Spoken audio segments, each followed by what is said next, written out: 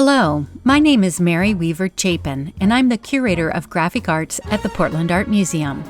It is my pleasure to join you for a virtual walkthrough of the art of reading American publishing posters of the 1890s. Initially inspired by French poster designers and other trends pioneered in Europe, American artists soon created their own unique style. Publishers were the first to adopt this new form of advertising, employing outstanding young artists and illustrators to advertise their periodicals. Booksellers and newspapers soon followed, resulting in an explosion of publishing posters throughout the decade. Collectors took note, buying copies of these fetching designs and sparking a poster mania in the United States.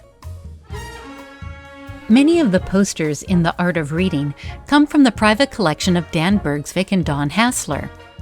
Dan is a trustee of the Portland Art Museum and has been a great ally since my arrival in Portland in 2012 due to his personal enthusiasm for the graphic arts. The first American publishing poster we ever collected was an Edward Penfield poster from April of 1896. And my favorite poster on display is another Penfield from July of 1899. And it's the one that shows the man standing in the water with his arms crossed. And it makes me laugh because I figure at the time it must have been a rather daring image to show someone in their bathing costume. When the New York publishing firm Harper & Brothers introduced a monthly poster to help bolster sales of Harper's magazine, little did they know they would launch a new era in poster collecting. For their project, they turned to their young art director, Edward Penfield.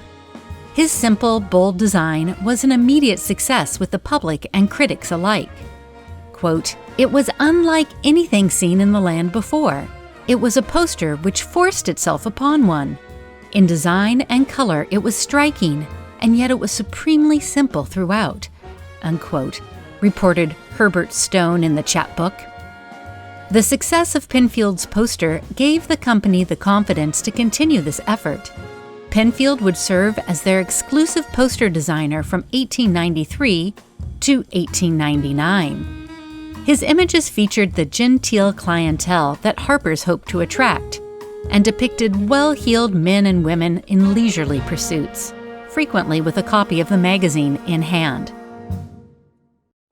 One of the most fascinating artists in the exhibition is Ethel Reed, who was just 20 years old when she rose to fame illustrating books, designing covers, and creating posters in Boston.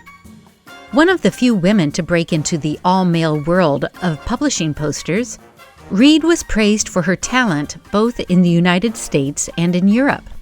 To speak more about Ethel Reed, here's collector Don Hassler, who, along with his husband Dan, is a member of the museum's Graphic Arts Council. My favorite poster in the show is the Ethel Reed Miss Traumerei. It's my favorite, I think, because of the diagonal positioning of the chrysanthemums, which is very reflective of Japanese woodblock prints.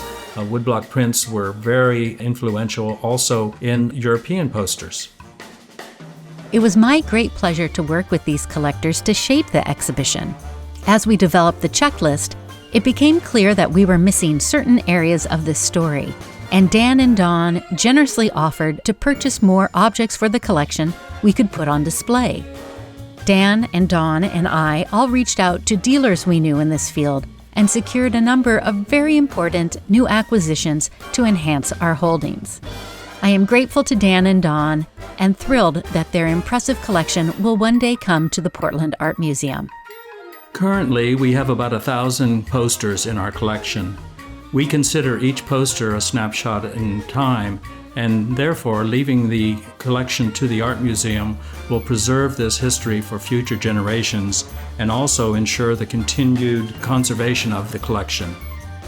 During their heyday, publishing posters altered the visual landscape of American cities, animating daily life with their bright and playful designs, celebrating the thriving world of publishing in this decade.